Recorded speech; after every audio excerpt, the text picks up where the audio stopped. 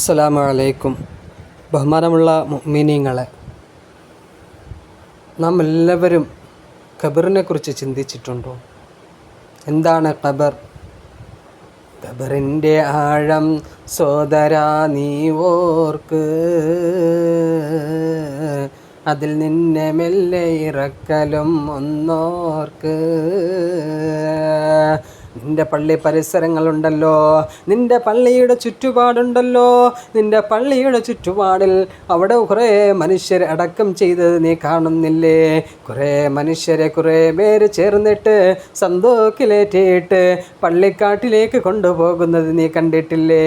ആ പള്ളിക്കാട്ടിൽ കൊണ്ടുപോയിട്ട് 6 അടി മണ്ണിൽ അവരെ മെല്ലെ മെല്ലെ ഇറക്കി വച്ചിട്ട് എല്ലാവരും 3 പിടി മണ്ണും മാറിയിട്ടിട്ട് അവസാനത്തെ മനുഷ്യനും അവിടെ നിന്ന് കടന്നു പോകുമ്പോൾ മലക്കാനി അസ്വദാനി അസ്റാകാനി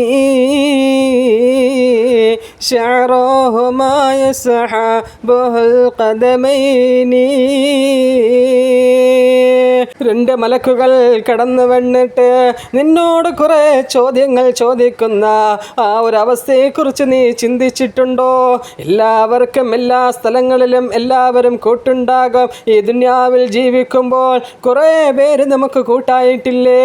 കുറേ പേര് നമുക്കൊരുപാട് ആശ്വാസത്തിൻ്റെ വാക്കുകൾ പറയാൻ കുറേ പേരുണ്ടാകും. നാളെ നരകത്തിലേക്കും സ്വർഗത്തിലേക്കും പോയാലും കൂട്ടുണ്ടാകും. പക്ഷേ ആരാരുമില്ലാതെ തനിച്ച് കിടക്കേണ്ടി വരുന്ന ആ ഖബറിൻ്റെ അവസ്ഥയെക്കുറിച്ച് നീ ചിന്തിച്ചിട്ടുണ്ടോ? ഖബറിൽ എന്താണ് സംഭവിക്കുന്നത് നീ ഓർത്തിട്ടുണ്ടോ? അല്ലാഹു സുബ്ഹാനഹു വ തആല നല്ല കാര്യങ്ങളുടെ ജീവിതം മുമ്പോട്ട് പോകാൻ തൗഫീക്ക് നൽകട്ടെ.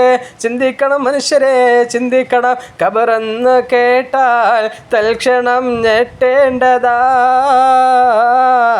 കണ്ടാലുടൻ വാ വിട്ടു നീ കരയേണ്ടതാ. ആ ഖബറിൻ്റെ അവസ്ഥയെ കുറിച്ചിട്ട് മഹാനായ ഉമർ ഇബ്നുൽ ഖത്താബ് റളിയല്ലാഹു തആല അൻഹു, ആരാണ് ഉമർ എന്നറിയോ?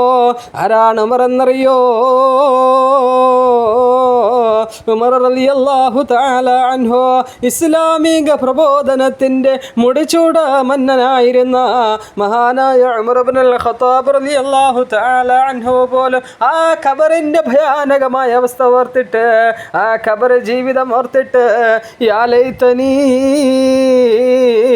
കുന്തു തുറാബാ, ഞാനൊരു മണ്ണായി പോയിരുന്നുവെങ്കിൽ എനിക്ക് ഖബറിൻ്റെ അദാബിൽ നിന്നും രക്ഷപ്പെടാമായിരുന്നില്ലേ?